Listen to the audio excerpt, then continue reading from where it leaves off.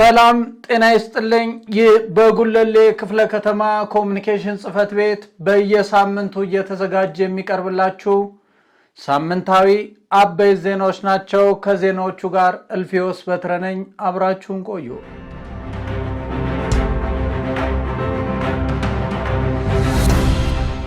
የአዲስ መሶብ ተንቀሳቃሽ ዲጂታል አገልግሎት በጉለሌ ክፍለ ከተማ አገልግሎት መስጠት ጀመረ።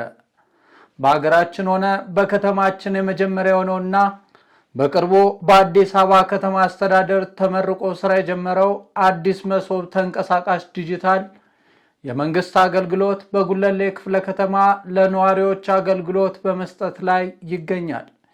የዘመናዊ አውቶቡስ በተለያዩ ምክንያቶች ወደ ተቋማት በመሄድ አገልግሎት ማግኘት ለተቸገሩ ነዋሪዎች ምቹ ሁኔታን የፈጠረ መሆኑ ተገልጿል። የጉለሌ ክፍለ ከተማ ዋና ስራ አስፈጻሚ አቶ ወልዴ ወገሴ እንደተናገሩት አገልግሎቱን ወደ ነዋሪዎች መንደር ድረስ በመውሰድ እንግልትንና ምልልስን ብልሹ አሰራርን በማስቀረት አገልግሎቱን ፈጣንና ዘመናዊ ዲጂታል አሰራርን በማስፈን የመንግስት አገልግሎቶችን ማቀላጠፍ የሚያስችል መሆኑን ተናግረዋል። የዚህ አገልግሎት አስፈላጊነት ተገልጋዮች ወደ ቢሮአቸው በመመላለስ የሚገጥማቸውን እንግልት፣ የጊዜ ብክነት በከፍተኛ ደረጃ የሚቀንስ ነው ሲሉ ገልጸዋል። አገልግሎቱም በደጃፋቸው ያገኙ ነዋሪዎች በበኩላቸው የመንግስት አገልግሎት ወደ ሰፈር ድረስ በመምጣት አገልግሎት በማግኘታቸው በእጅጉ እንዳስደሰታቸው ገልጸው ስራው ተጠናክሮ ይቀጥል በማለት የከተማ አስተዳደሩን አመስግነዋል።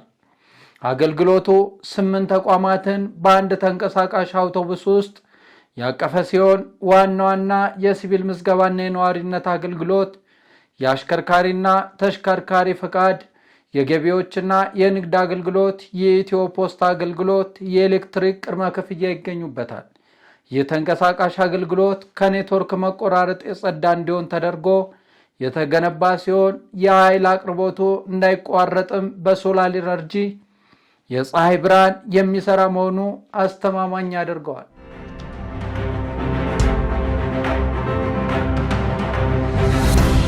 የቴሌሳይት ደረቅ ምግብ ማምረቻ ማህበራት ጥራቱን የጠበቀ ምግብ እያመረቱ መሆኑ ተገለጸ። የቴሌሳይት ደረቅ ምግብ አምራች ኢንተርፕራይዞች ጥራቱን በጠበቀ መልኩ እንጀራ በማምረት ለተጠቃሚ እያደረሱ መሆናቸውን ገልጸዋል።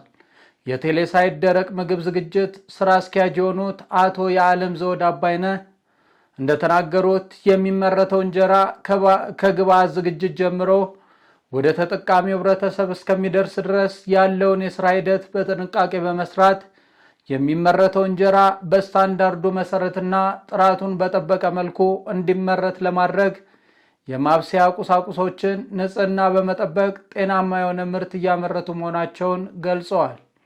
እንዳወቅ ዳበሳና ጓደኞቻቸው ማህበር አባላት በበኩላቸው ጥራቱና ደረጃውን የጠበቀ እንጀራ በማምረት ላይ እንደሚገኙ ገልጸው ስራቸውን በብቃት እንዲያከናውኑ የሚያቀርቧቸው ምርቶች በቀጥታ ለተጠቃሚው እንዲደርስ የገበያ ትስስር እንደተፈጠረላቸው ተናግረዋል።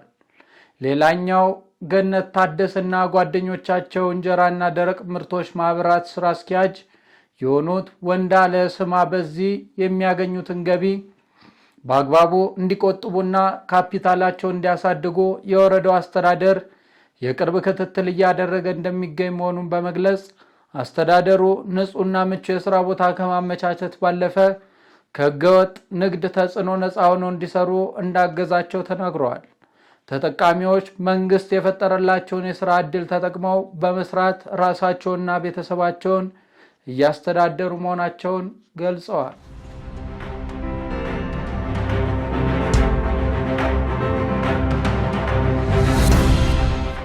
የወረዳ 2 የማይጨው ጤና ጣቢያ ፈጣንና ቀልጣፋ አገልግሎት እየሰጡ መሆናቸውን ተገልጋዮች ገለጹ። በጉለሌ ክፍለ ከተማ ወረዳ 2 አስተዳደር የሚገኘው የማይጨው ጤና ጣቢያ የሚሰጡ አገልግሎቶች እያሻሻሉ መሆኑን በጤና ጣቢያው አገልግሎት ፈልገው የመጡ ተገልጋዮች ገልጸዋል። የጤና ተቋሙ ሜዲካል ዳይሬክተር ወይዘሪት ብርቱካን መኮንን በነበረን ቆይታ እንደገለጹልን ለህብረተሰቡ የሚሰጠውን የጤና አገልግሎት ይበልጥ ተደራሽና ቀልጣፋ ለማድረግ የሪፎርም ስራዎችን፣ አዲስ የማስፋፊያ ህንፃ ግንባታና ዘመናዊ ህክምና መሳሪያዎችን በማስገንባትና አሰራሩን በማዘመን ለነዋሪው የተሻለ የህክምና አገልግሎት እየሰጠ ይገኛል ብለዋል።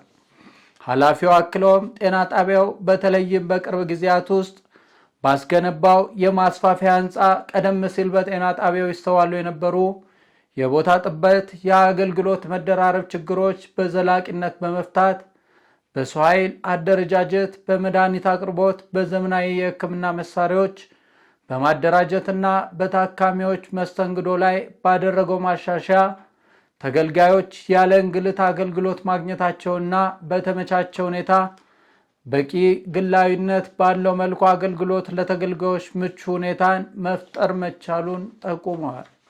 በጤና ጣቢያው አገልግሎት ለማግኘት የመጡ የአካባቢው ነዋሪዎች አቶ አህመድ ይመር እንደገለጹት ቀደም ሲል በነበረው የአገልግሎት አሰጣጥ ላይ ይታዩ የነበሩ መዘግየቶችና የቦታ መጨናነቆች በአሁኑ ወቅት በከፍተኛ ሁኔታ ተቀርፈዋል ያሉ ሲሆን አሁን ያለው አቀባበልና የባለሙያዎች ዝግጁነት የተሻለ በመሆኑ ጥራት ያለው ህክምና እያገኘን ነው ሲሉ አስተያየታቸውን ሰጥተዋል።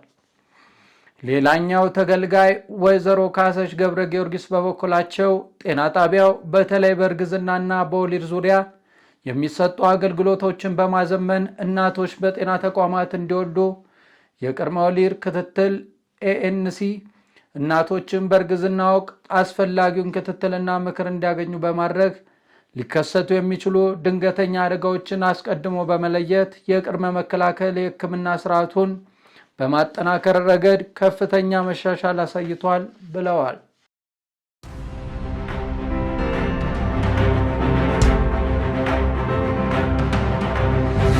ሳምንታዊ አበይት ዜናዎቻችን ይህንን ይመስሉ ነበር።